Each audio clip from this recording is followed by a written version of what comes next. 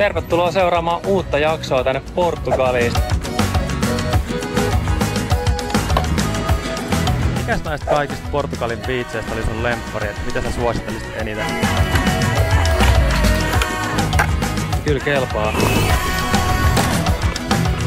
Jänskättää. Katsotaan, että löydätkö sen tuolta. Kiva, että eksyit tämän videon pariin. Muista ihmeesti ottaa kanavaa ja tykätä tästä videosta, niin näitä tulee lisää.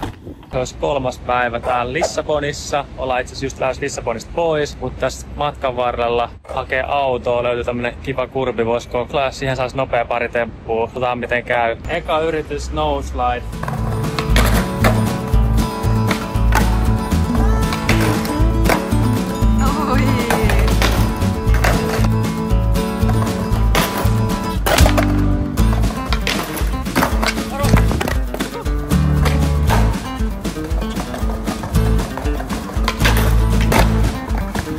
Okei, kruuksia nollia sitä.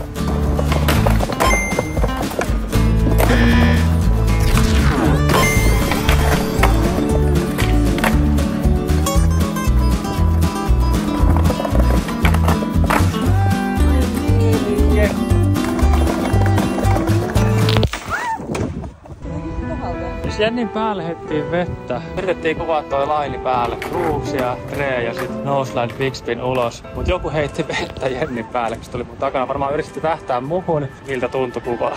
Ei ihan tee mielikuvaa uudestaan, jos sieltä tulee jotain muut kuin vettä seuraavan kerran. Hyvä fiilis. Tulee ihan Espanjan ajat mieleen, kun Eero perkeleen päälle heitettiin vettä.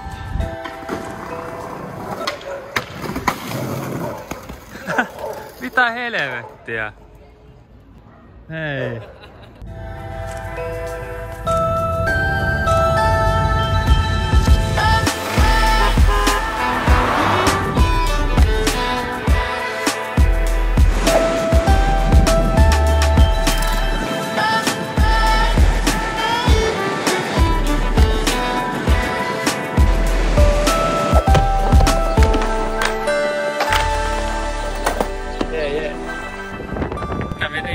Eli yhtään ja mä olin kynttilä jonnekin Lissaboniin ja sitten mitään muuta kuin aurinkorasvaa. Katsotaan jos se auttaisi.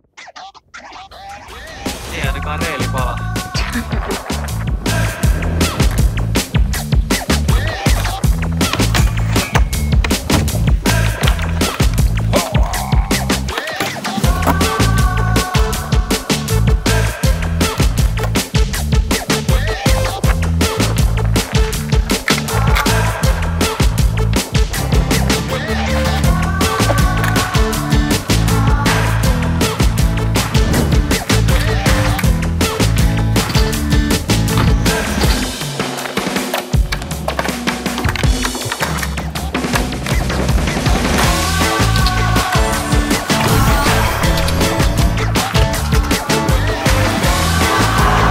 Se olisi nyt pari päivää takana tällä kertaa täällä Ericeirassa. Täällä on ollut hauskaa, on tullut surfattua. Ja sitten tässä mun takana on tämmönen paikallinen skedeparkki, betoniparkki. Tosi hauska. Sileet betonia. Löytyy isompi kuuli, sitten tämmönen pieni kuuli ja perus street obstakkeleita. Tää on mukavasti tälleen ihan rannan vieressä. Tuolla jengi käy surffaamassa ja kyllä kelpaa. Tuli surfattu tänään sen verran, että ei jaksa mennä nyt heti skeittaamaan tonne. Mutta katsotaan jos kerkeäis vielä reissun aikana käydä tossa skedeen. Sitten vielä erikoismaininta tälle ravintolaterassille kautta baarille, mikä on ihan skedeparkin vieressä. Täällä kelpaa katsella surffia ja skeittausta. Jenni lähti just vuokraa surffilautaa tosta ja meitsi käy hakee kameraa ja katsotaan, jos tulisi jotain matskua tosta viereisiltä aalloilta. No niin, onko jotain odotuksia tämän päivän surffille tai itse asiassa toiselle surffille? Toivottavasti otais hyvä video. Jänskättää. Just hyvin tuli tää sairas sumu tänne, kun Jenni lähtee surffaa. Katsotaan, että löydätkö sen tuolta.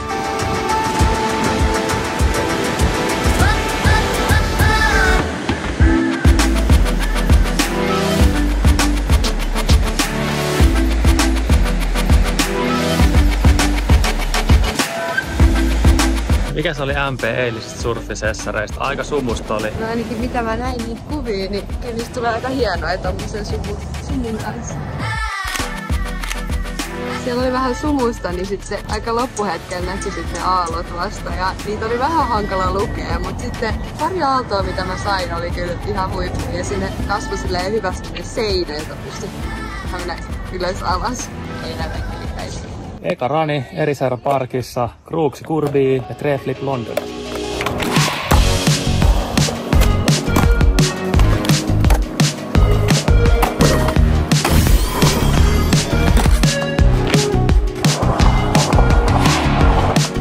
Yeah!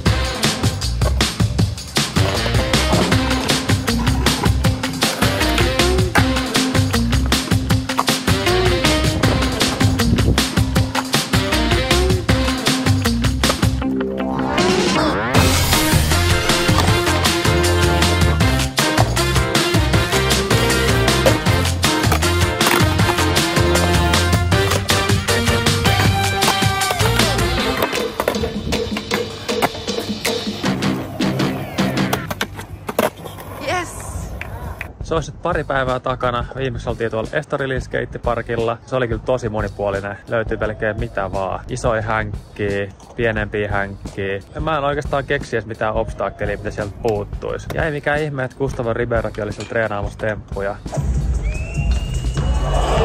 Muutama fun fact Portugalista. Flätti on aivan kuraa joka paikassa. Missään kaduilla ei voi niinku rullata spotilta spotille. Kaikkialla on semmoista mukulakiveä vielä pahempaa kuin Helsingissä. Parkit on vähän vaihtelevassa kunnossa. Löytyy hyviä parkkeja, mutta myös huonoja.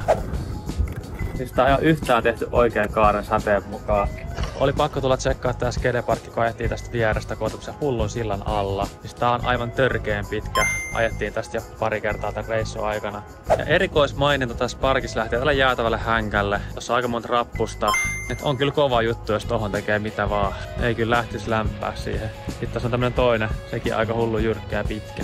Mut jos hänkät maistuu, niin kansi tulla tsekkaa. Sitten täältä parkilta löytyy tämmönen boom tracki, tai oikeastaan 2 boom trackia. Miltä tää tuntui? Se oli kyllä ihan super hauskaa. Varsinkin jollekin aloittelijalle voi olla tosi hyvä saada vähän tuntumaan siihen skatein boom trackiin pumppaillessa. Oli vähän raffi, että pitäisi olla aika isot renkaat, niin rullaisi tosi kovaa. Sitten näin normista skeittirenkaan vaan hidastuu vauhti, että tosi vaikea pitää sitä yllä. Mut en kyllä ehkä suosittele niinku Portugalia sille pelkästään skedereissuksi, jos tulee vaikka skeittaa spotteja, koska just se flätti on niin huonoa. Mut jos haluat surffaa ja nähdä uusia parkkeja hyvillä maisemilla, niin kantsii tulla tänne. Ja sit mitäs Jenni toi surffaus täällä Portugalissa, onko se jotain pro-tippejä, että missä kannattaa käydä? Sesonkihan ei ole ihan vielä alkanut. Mun mielestä se alkaa vasta elo- tai syyskuussa, eli ei voi ihan täysin sanoa tosta surfista mitään. Ja muutenkin 2 viikon reissu on näin silleen, että ne conditionit voi olla vaihtelevia. Meillä sattui ihan hyvät. Mä oon ihan tyytyväinen meidän surffaukseen. Ja selkeästi tuolla Ericeiras on niinku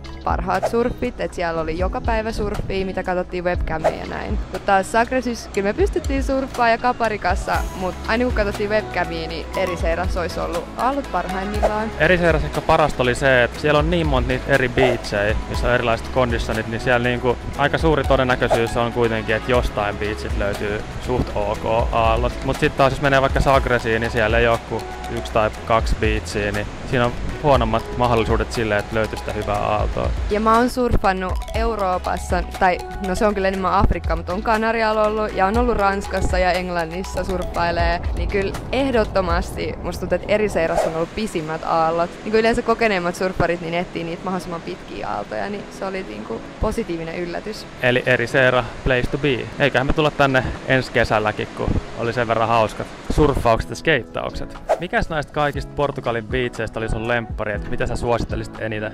Ericeirassa Ribeira oli semmonen biisi, joka toimii aina, niin eli surffauksen kannalta suosittelisin Ribeiraa, mutta sen sijaan se, mikä oli siinä Board Ridersin eessä Matadoura, niin se oli tosi hauska. Yhten päivän se toimi hyvin, niin ihan turkoosia vettä, ihanat aallot, ei breikannut ihan siinä rannalla. Se oli niinku reissun parhaat aallot. Sen lisäksi Sagresissa se ranta oli niin kaunis.